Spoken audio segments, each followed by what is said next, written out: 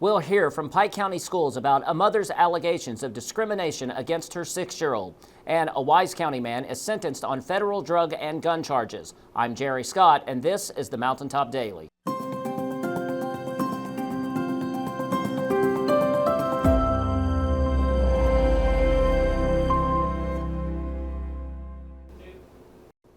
A Pike County school came under fire after a parent reported her child was subjected to discrimination by the principal. Sheldon spoke with the superintendent about the district's investigation into the matter.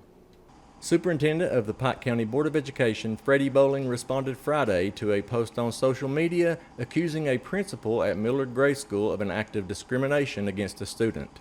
The student's mother and a teacher's aide in the system posted on Facebook alleging principal of Millard Grade School, Jake Robinson, made gender-related discriminatory comments against her child. We did hear some things about a situation at Millard School, seen some negative comments posted on social media. So I called the school principal, spoke to him, and he told me about the situation. He did have a school employee in the room as a witness when he spoke to the parent. And there seems to be some disturbance about some discriminatory conversation. And the principal assured me that that was not the case.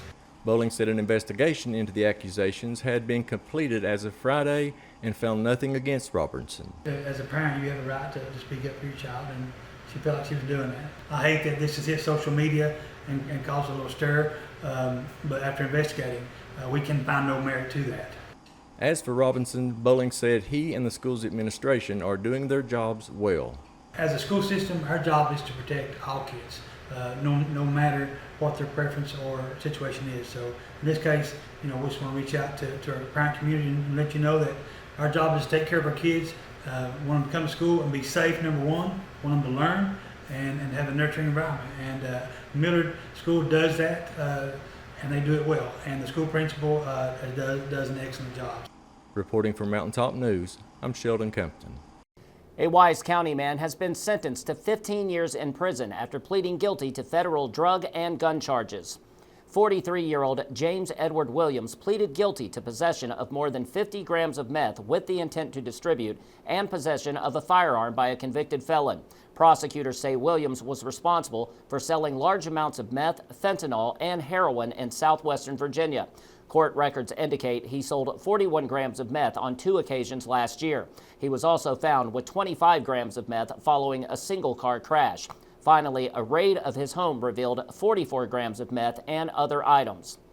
Williams is being held in the Southwest Virginia Regional Jail in Abington, awaiting transfer to the federal prison system. Coming up after the break, students at the Kentucky College of Osteopathic Medicine learned about the problem of veteran suicide. We'll learn about the problem when the Mountaintop Daily continues. But first, sports and weather.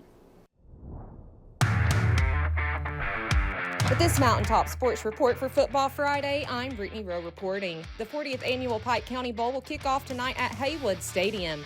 Pike County Central will take on Martin County in Game 1 at 6 p.m., while Belfry will battle Louisville Central in the nightcap. Both games can be heard on the Mullet 96.5 FM. On Saturday, night number 2 of the Pike County Bowl will resume at Hillard Howard Field. Game 1 will kick off at 6 p.m. with a 2A matchup between Shelby Valley and Prestonsburg, while host Pikeville will battle Cabell Midland in the nightcap. Both games can be heard on 93.1 WDHR and The GOAT. Collegiate football will kick off on Saturday as well, with Kentucky hosting Toledo at Kroger Field for a 12:45 kickoff. Cat fans can listen to the game on 93.1 WDHR. U-Pike football will travel to rival Georgetown for a 6 p.m. kickoff. Mountaintop Sports will have updates from Georgetown of the game.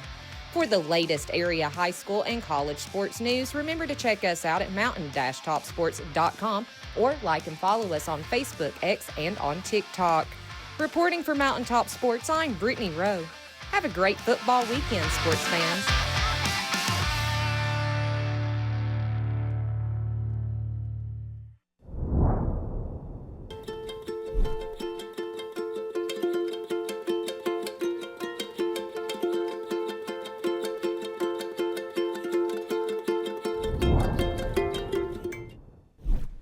the government took Social Security away from honest Eastern Kentuckians, Attorney Ned Pillersdorf got the hearings declared unconstitutional.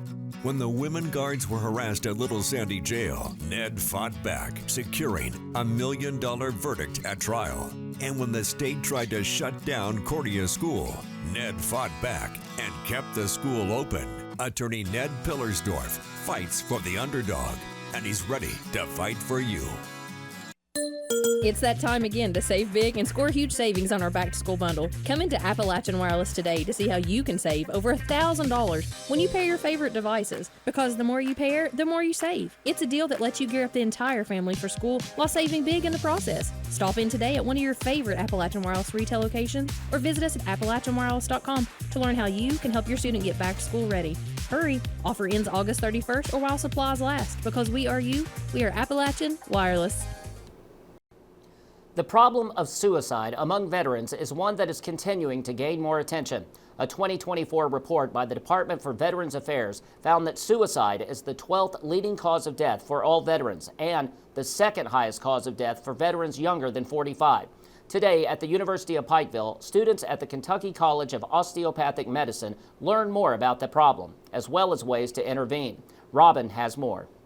Today at the University of Pikeville, medical students were given the opportunity to learn about veteran suicide de-escalation, provided by Charles Atkinson and Darren Hilton from local VFW Post 3769. We're going to pick on Darren's brain because he's had experience with this and in situations, and we're hoping that as this information is presented to the students, their career, but also their influence of other medical students will be impacted and embellished. Atkinson and Hilton feel it's very important for medical students to have knowledge of PTSD and its symptoms. With PTSD, you've got multiple triggers, and what the VA is starting to understand now is that PTSD is cumulative. So if you're exposed to one form of PTSD, then you can get another form of PTSD, and then it adds up. So when we have a veteran in front of us that's had 4 years of service, I can pretty much figure that they've seen something. What I'm trying to do is get people to realize the effects of PTSD. And in the skit today, there's going to be some information provided. The short lecture included demonstrations of the proper and improper ways to handle a distressed veteran, and stressed the importance of doctors and police working with their local VFW.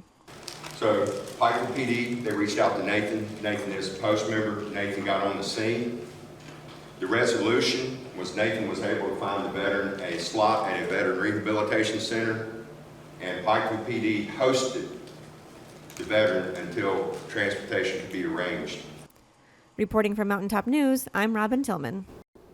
That will do it for this edition of the Mountaintop Daily. Be sure to check us out at 6 p.m. every weekday on Mountaintop TV, the Mountaintop TV app, and the Mountaintop News Facebook page. With your Mountaintop Daily, I'm Jerry Scott for Mountaintop News.